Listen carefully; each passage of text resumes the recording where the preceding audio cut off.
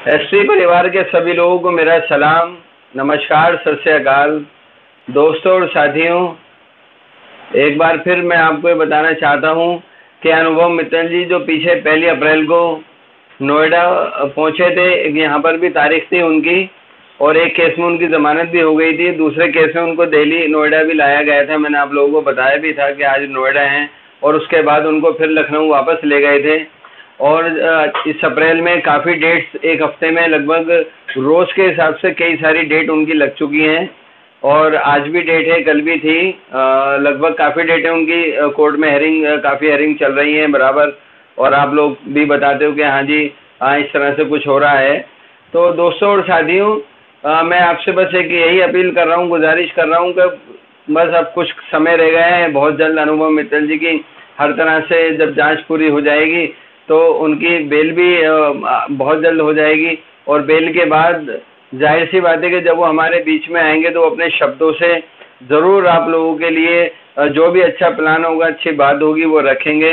दोस्तों और साथियों, काफ़ी लोग मुझे बराबर फ़ोन करके पूछ रहे हैं कि रिजवान भाई बताओ अनुभव मित्तल जी बाहर आ गए हैं या नहीं। तो दोस्तों और साथियों, एक केस में उनकी ज़मानत हुई थी, उस केस के अंदर दूसरा केस जो है उसी केस के अंदर उनको दोबारा भी जांच के लिए कोर्ट से ले लिया था उन्होंने।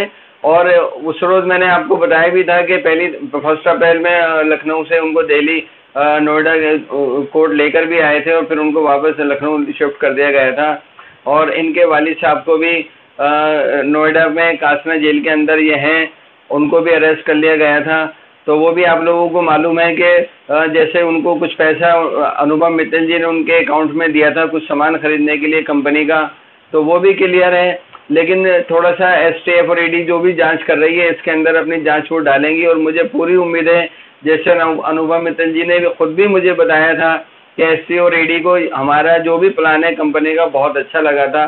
दोस्तों और साथियों, आप लोग बार बार मुझे फ़ोन करके पूछ भी रहे हैं और ये कहते हैं रिजवान भाई आप पे बहुत विश्वास है, आप बात बताते हो। तो दोस्तों, मैंने आपको अभी तक कोई ऐसी बात नहीं बताई है कि जिससे मैं ऐसा लगे कि मैंने आपको कुछ गलत बताया है, बल्कि मेरी जिन लोगों से बात हुई, मैंने आपको पहले भी बताया था कि बहुत सारी लेडीज़ों के फ़ोन आए, जेंट्स के तो फ़ोन आते ही हैं, और हैंडीकैप्स के भी फ़ोन आए, और ज़्यादातर लोगों के फ़ोन आए जिन्होंने इधर उधर से पैसे का किसी तरह से इंतज़ाम करके और एंड के अंदर इस कंपनी में अनुभव मित्तल जी के साथ लगाया था।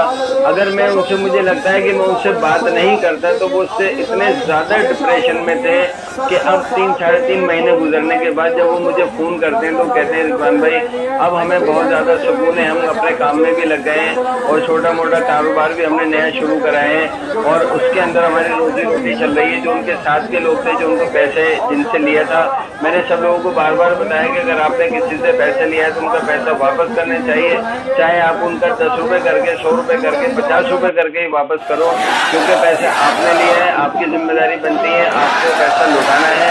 तो काफ़ी लोगों ने मुझे बताया कि रिजवान भाई अब हमारे समाज में हमने अपने दोस्त से, घर से, आसपास से जिन लोगों से पैसा लिया था, हमने उनको सच बताया कि हमारा पैसा सोशल ट्रेड में लगा हुआ था, और इसके जो मालिक हैं अनुभव मित्तल जी वो अरेस्ट हैं, और जब वो बाहर आएंगे तो हम आप लोगों के लिए बहुत अच्छा प्लान लाएंगे, या जो भी वो आपको बताएंगे वो आप लोगों ने जो अपने दोस्तों अहबाबों को जिनसे पैसे लिए तो उनको बता करके बात की। तो मुझे खुशी है इस बात की कि आप सच के ऊपर सच्चाई के साथ आप आज भी मेरे साथ हो, मुझे फ़ोन करते हो, और बहुत सारे लोग जो दिमागी तौर पर बहुत ज़्यादा परेशान हो गए थे, आज वो कहते हैं रिजवान भाई हमें बहुत ज़्यादा राहत मिली है आपसे बात करके, वरना एक ऐसे मोड़ पर वो आ गए थे कि शायद उनसे कभी ज़िंदगी में ना मैं बात कर पाता, ना उनके घर वाले उनसे कुछ बात कर पाते, क्योंकि आदमी चिंता चिता समान होती है। और मुझे लगा कि मैंने उन लोगों से बात करके शायद उनको इस बात से बचाया, उनकी ज़िंदगी को बचाया। तो मुझे बहुत अच्छा लगता है जब काफ़ी ऐसे लोगों के शुरू में फ़ोन आए कि वो बिल्कुल ही ज़िंदगी से हार गए थे, लेकिन आज उन्होंने दोबारा फ़ोन करके कहा कि रिजवान भाई आपकी वजह से हम दोबारा ज़िंदगी जी रहे हैं। लेकिन अनुभव मित्तल जी, चूँकि उनका प्लान अच्छा था, अनुभव मित्तल जी अच्छे शख्स हैं, अच्छे इंसान हैं, और आप लोग उन्हें मुझसे ज़्यादा बेहतर उनको जानते हैं, क्योंकि आप लोग कंपनियों में काफ़ी टाइम से जुड़े थे। नवंबर, दिसंबर, जनवरी में जिन लोगों ने पैसा लगाया वो सब लोग इतना तो जानते हैं कि अनुभव मित्तल जी एक नेक और अच्छे आदमी हैं। दोस्तों और साथियों, मैं अनुभव मित्तल जी के घर पर भी गया था, वहाँ पर उनके दादाजी से भी मेरी मुलाकात हुई। दादाजी आज भी उनके लिए बहुत रो रहे थे, उन्होंने बताया कि मेरा बच्चा बहुत नेक है, बहुत अच्छा है। हम भी ये बात मानते हैं, आप पूरा परिवार 12 लाख लोगों का परिवार भी ये बात मानता है। दादाजी उनके बहुत रो रहे थे, उनका परिवार बहुत इस वक्त दुखी है, बहुत दुख में है। मेरी तमाम लोगों से गुजारिश है कि अनुभव मित्तल जी के लिए भी बहुत दुआ करें, उनके दादाजी के लिए भी दुआ करें, उनके पिताजी के लिए भी दुआ करें, क्योंकि हमारी वजह से, हमारे प्लान की वजह से जो लोग हम इतनी ज़्यादा तादाद में जुड़ गए थे, ये मुझे लगता है कि कुछ लोगों को बात पसंद नहीं आई कि तमाम परिवार हम हंसता खा भी रहा था, कमा भी रहा था, इस प्लान के अंदर लोगों ने पता नहीं कैसे अनुभव मित्तल जी को अरेस्ट करा दिया। मुझे बहुत दुख है इस बात का, उनके दादाजी को भी बहुत दुख है इस बात का कि एक ऐसा हमारा बच्चा है, इतना शरीफ बच्चा हमारा, जिसने इतने सारे लोगों का सहारा बना, कुछ लोगों की जरा सी गलती की वजह से उन्होंने उनको अरेस्ट कर लिया। बल्कि अनुभव मित्तल जी के साथ उनके वालिद को, उनके पिताजी को भी अरेस्ट कर लिया। मुझे इस बात का भी बहुत दुख है कि बताओ हमारी वजह से उनके पिताजी भी सफ़र कर रहे हैं जेल के अंदर, और उनके दादाजी बहुत रो रहे हैं। उनके परिवार के लोगों को बहुत दुख है, सदमा है इस बात का कि अनुभव तो बहुत अच्छा लड़का है, अच्छा उन्होंने नेक काम किया, अच्छा काम किया, लेकिन आज दुख की बात यह है कि वो जेल की सलाखों के पीछे हैं। तो दोस्तों और साथियों, आप उनके परिवार के लिए दुआ करें, अनुभव मित्तल जी के दुआ करें, अनुभव मित्तल जी के पिताजी के लिए दुआ करें, अनुभव मित्तल जी के दादाजी के लिए दुआ करें, क्योंकि वो लोग भी आपके लिए दुआ कर रहे हैं। इसलिए कर रहे हैं कि एक अच्छा एक प्लान था जो शुरू हुआ था, कामयाबी से चल भी रहा था, पता नहीं क्या जरा सी ऐसी परेशानी आएगी जिसकी वजह से ईडी और एसटी ने उनके ऊपर जो भी जांच लगाई है वो काम चल रहा है। बहुत जल्द कोर्ट का काम है, जैसे जैसे भी अब सामने हालात गुजर रहे हैं आएगा, और बहुत जल्दी अनुभव मित्तल जी की ज़मानत होगी और वो आपके सामने अपनी बात भी रखेंगे। तो दोस्तों और साथियों, आपको मैं पहले भी बताया था कि आपके काफ़ी फ़ोन जो पहले भी आते थे और ऐसे मोड़ पर आते थे कि आप लोग बहुत डिप्रेशन में थे, लेकिन आज अच्छी ज़िंदगी गुजारने के ऊपर आप लोग सब तैयार हैं, और अनुभव मित्तल जी के लिए आप वेट भी कर रहे हैं, करना भी चाहिए। सभी लोग बराबर फ़ोन करके कह भी रहे हैं कि रिजवान भाई अब हमारे साथ जो कुछ चल रहा है बड़ा सुकून है, मित्तल जी हमारे बीच में आएंगे। और दोस्तों और साथियों, मैं आप लोगों को जो जोड़ने का काम करता हूँ, आप लोगों से जो बात करता हूँ, आप लोगों के फ़ोन सुनता हूँ, मेरा सिर्फ इतना रोल है। मैंने पहले भी बताया था, मैं आपके बीच की कोई दीवार नहीं हूँ, मैं आपके बीच का मेरा कोई रोल नहीं है। सिर्फ 12 लाख लोग परिवारों को जोड़ने का काम मेरा है। सिर्फ इस वजह से हिंदू मुस्लिम सिख ईसाई भाई सब इसके अंदर जुड़े हैं कि सब लोग कहते हैं कि हम किसके फ़ोन पर फ़ोन करें, हमारे पास कोई नंबर नहीं है, अपलाइन हमसे बात नहीं करती है। तो मैं सभी से कहता हूँ कि ठीक है, उनकी कंप्लेंट बना करके मुझे कम से कम व्हाट्सअप कर दें, ताकि मैं आगे उनकी बात को रख सकूँ। और मैं लोगों की बात सुन लेता हूँ, इसलिए सुन लेता हूँ कि दोस्तों और साथियों कि वो डिप्रेशन से बाहर आ जाते हैं।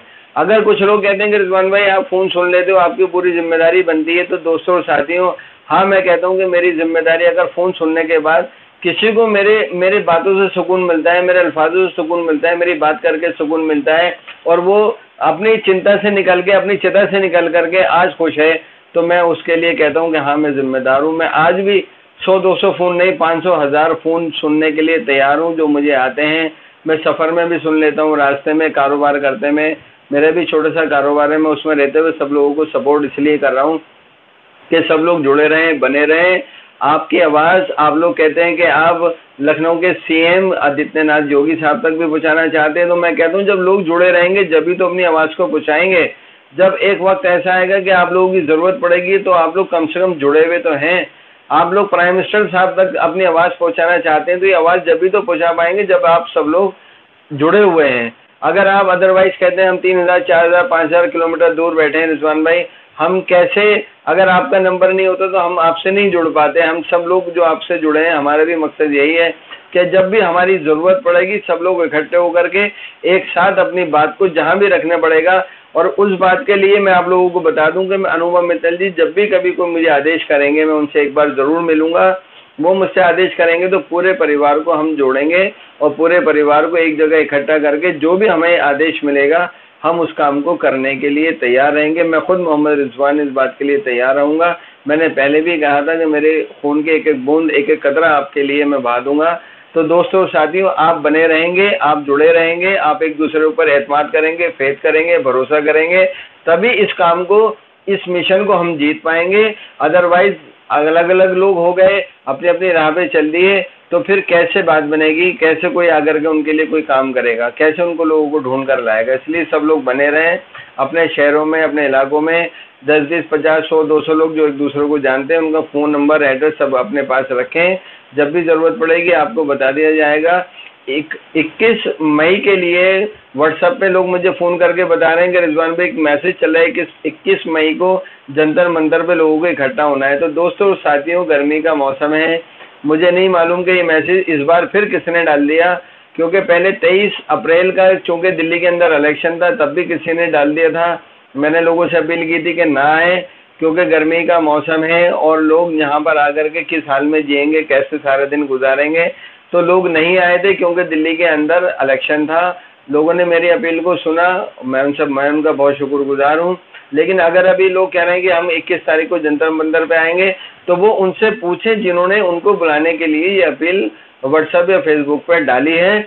आप उनके बिल्कुल जब तक एतमाद ना करना, जब तक अपने घर को छोड़ करके मत आना, जब तक कि आपको पूरा पता ना चल जाए कि कौन लोग इसमें बुला रहे हैं। अनुभव मित्तल जी ने उनसे ये बात कही है बुलाने के लिए या नहीं कही, या उनके पास किस तरह से मैसेज आया कि 21 अप्रैल को इकट्ठा होना है। तो दोस्तों और साथियों, अपनी अकल से काम लें, किसी के भी बहकावे में ना आए। कोई आपसे कहे कि भाई ऐसा करना है, यहाँ पर आ जाओ दिल्ली जंतर मंतर पे, तो पूरे ठोक बजा करके आप देख लें। बाकी आपकी मर्जी है कि आप आना चाहते हैं या नहीं। लेकिन अगर आप इस मैसेज को पढ़ेंगे, सुनेंगे, तो उन लोगों के लिए उन लोगों से ज़रूर पूछें कि कौन बुला रहा है, क्या अनुभव मित्तल जी की पास से परमिशन है कि सब लोग जंतर मंतर पर इकट्ठे हों।